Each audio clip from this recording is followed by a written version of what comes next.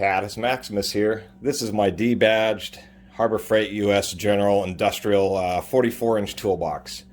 I did get this for a pretty good discount, $400. As a matter of fact, I paid the same amount as I did more than 15 years ago for this Husky, which is only 18 inches deep, where this one is, of course, 22 inches deep. There is a difference. That is Taiwanese. It is much better built, much heavier, more capacity, but this one over here is actually Canadian made, and even though it's not as heavy duty, I severely overloaded. I have a 5,000 subscriber toolbox tour, and the Husky did hold up. Anyway, I did get this for $400. It had fallen off the truck when they were forking it or something, so I did have some issues. You know, I had drawers that were folded up. If I pull this out here, and you want to check to see if this happens, you can see where everything's even or relatively flush, and then on this side it's all kind of squished in, so my whole box has been warped. The rear caster had been hit by a fork that may have been hit when they were going under it. I'm not exactly sure how, but it was pretty contorted, so I actually don't even have the casters on it. One thing I will say about these toolboxes is that there is a fundamental difference in structure from the bottom of this one. This one has a pan on the bottom, so if you pull out the drawer, there is a space. On the Harbor Freight, it does not. The pan is on top, and then they just weld in some steel and stuff on the corners. Even though I don't think it's as robust a design, even though they're using much thicker steel, so it works just as great. I kind of like the way this Husky is because it has a bottom pan with just solid U channels running across this way and running across this way. This one didn't seem quite as robust, and that's also judging by how my back corner got distorted when it was hit by the fork. Other than that, there's still no question. These are the best value on heavy-duty toolboxes that you can find in the United States.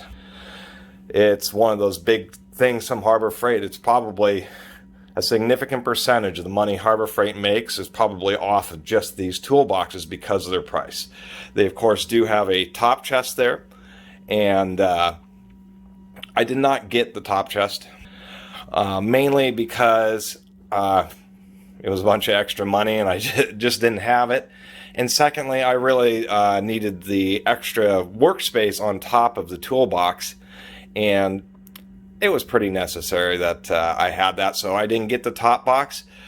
And I also didn't like that the top box wasn't quite the same. Now, if we take a look, these do have double slides on all the drawers, or excuse me, on all the thick drawers, but there's only 3 thick drawers on this. And now I have this one pretty heavily loaded. It does have issues where I have to pull on it. These drawers do get stuck because of the way it's warped.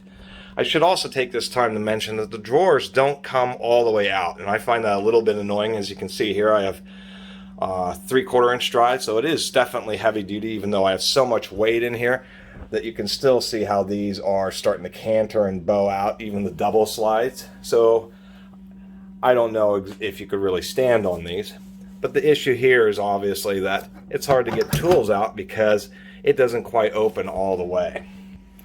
For example, on this Husky, what I like about it is that the drawers basically open all the way flush. So even though it's only an 18-inch box, you really did have easy access to anything that's in there. Yeah, there's some pliers there. So I do like how robust it is. I like that the edges are rolled in here to give it a little bit more security. They do rivet the slides in place, so if you ever want to replace or remove these slides, you do have to drill out the rivets, but I also can appreciate that because it makes sure that they're really well secured.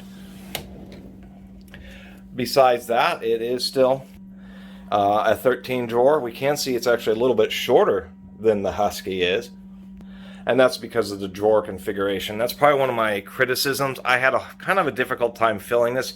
Each one of these thin drawers, we have the 1/4 inch here, is actually pretty thick.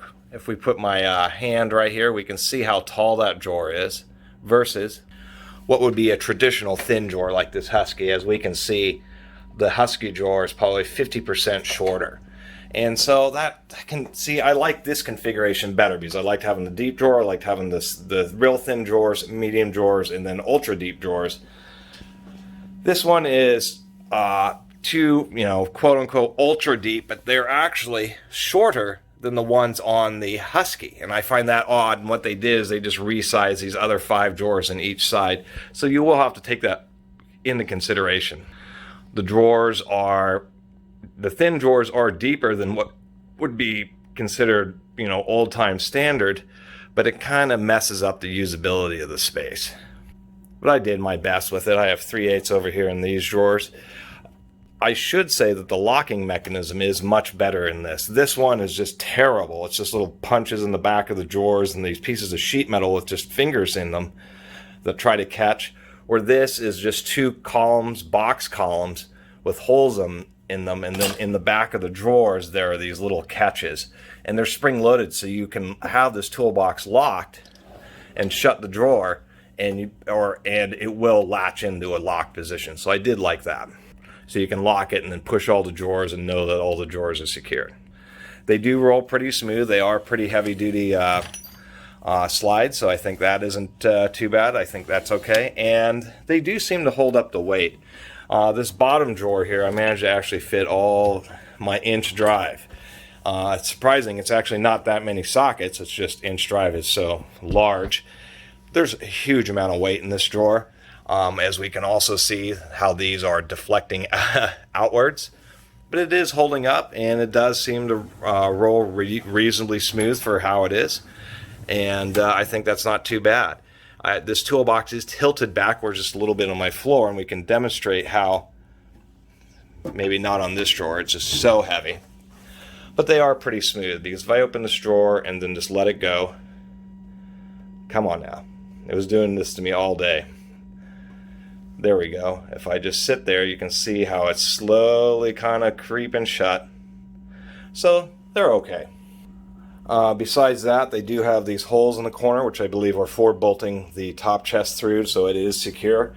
And they do have a variety of mountings on the side. We have threaded holes for the normal side handle. And then we have additional through holes, so you can get these side boxes and other accessories. And that's probably one of the bigger deals about these Harbor Freights, is that they've been relatively consistent on their sizing for quite a few years. So the idea is you would buy one like this, and if you really needed a top box, you'd eventually get the top box and maybe a side chest, etc. And so that's another nice thing. Like this Husky, there was never any of those other options. It was only ever just this lower box. Or on the Harbor Freights, you do have the ability to build this into a big old stack. And of course, they have 56-inch, and then they're giant 72-inch ones. Although interestingly, I don't think they have a 72-inch top box. You just use the 56-inch top box on the 72-inch chest. I should mention that when they hit it must have fallen pretty good, because it really the back corner got pretty well dented up. And the reason I say that is this thing is pretty robust. Let me put the camera in a more fixed position here. But if I really push on this, it really is pretty sturdy. You don't feel any kind of flex or deflecting or anything like that. You can even listen, and I can barely even get the tools to shake in it. Even the paint job's pretty good. So sorry for the shaky camera holding there. It's always kind of odd, because I've seen, watched a few toolbox reviews on YouTube, and the problem is either camera's 200 feet back and you don't get any real close detail, or you kind of have to hand hold it because it's such a large object. But still to this day, and they don't call them the U.S. General or the Industrial anymore. They recently started changing them just to being the U.S. General heavy-duty box. Probably because they make a better margin off these slightly more expensive boxes than the lower end ones, so they're trying to phase out, just like they're doing with the Icon, the Doyle, as they're trying to go with higher margin items. These Harbor Freight's getting too big for their own good.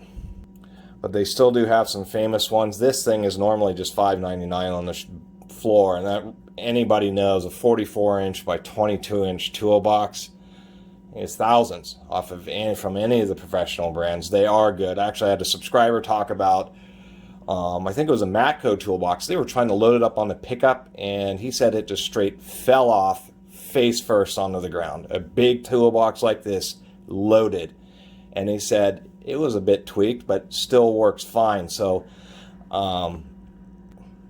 obviously the real professional or premium brand ones are going to be a lot nicer, but for these, it's unbelievable. I mean, you could get, I mean, for the cost of a snap-on 44 by 22 inch box, you could have 4, 5, 6 of these things. I could probably fill up several of them. I even finally broke down and spent some of my savings on this just so I could get a lot of my tools out of my bins so they're just easier to access. And to tell you the truth, since I have the Husky and this, it's kind of nice because then I can try to organize the tools depending on the specific drawer size. But I tried to keep generally speaking, the sockets in here. Such as, again, the 1/4 inch, the way these drawers are 22 inches deep. And then they have a little bit of extra height. We can see over here that this is all 1/4 inch deep well. And all the 1/4 inch deep well will fit in a vertical or standing position, which meant I was able to easily just pack out this drawer with way too much 1/4 inch drive tools, that's for sure. Anyway, I think I'll end it there. Probably have repeated myself 300 times in this video. But like many other reviewers, it is still true that these toolboxes are about as good a deal as you can get, and they actually are generally pretty decent, pretty strong toolboxes with dual slides on the deeper drawers. And then the fact that the Harbor Freight sells all the ancillary top chest, side chest, etc. for you to expand it out. They are a pretty good deal. I forgot to mention, since I did take off the casters, we will mention the casters. They're really not that bad. They have grease fittings on the wheels. These are needle bearing casters, so there are wide needle. There's a wide needle bearing cartridge in this. Cast iron, in molded rubber foot. These are actually 2-ton rated casters, so they are pretty good. 5 by 2 ton, as well as a grease fitting in this front swivel. This is known as a double bearing swivel, so there's actually a row of ball bearings on top and a row of ball bearings, as you can just see right there, because of course on a caster, when it has the weight on it, it's trying to fold itself up this way, so it's putting pressure on the top here and pulling and putting pressure on the bottom here. So I do like that it is a double row of bearings, and they did include grease fittings, and those are pretty nice casters for, you know, even the $500 retail. You would have to think how much is a set of 2 swivel and 2 straight 2-ton 5-inch casters would cost. Those things would be $50 to $100 by themselves. And yeah, those casters, but this Husky only came with plastic wheel 4-inch plastic wheel casters. So the ones that came with this Harbor Freight are like twice as good as what the Husky was. So it's kind of amazing that over 15 years that the same $500, just the difference in toolboxes. I mean, I get basically twice as good a toolbox. In most situations, this is really as good or is easily the most comparable toolbox to tool truck boxes. And it's just amazing, in 2020 it's still only $500. Although this box made in Canada certainly wouldn't be $500, or made in the United States for that matter. Anyway, I really appreciate everybody who's been watching and subscribing. And if you haven't subscribed, please do. Until next time, Catus Maximus out.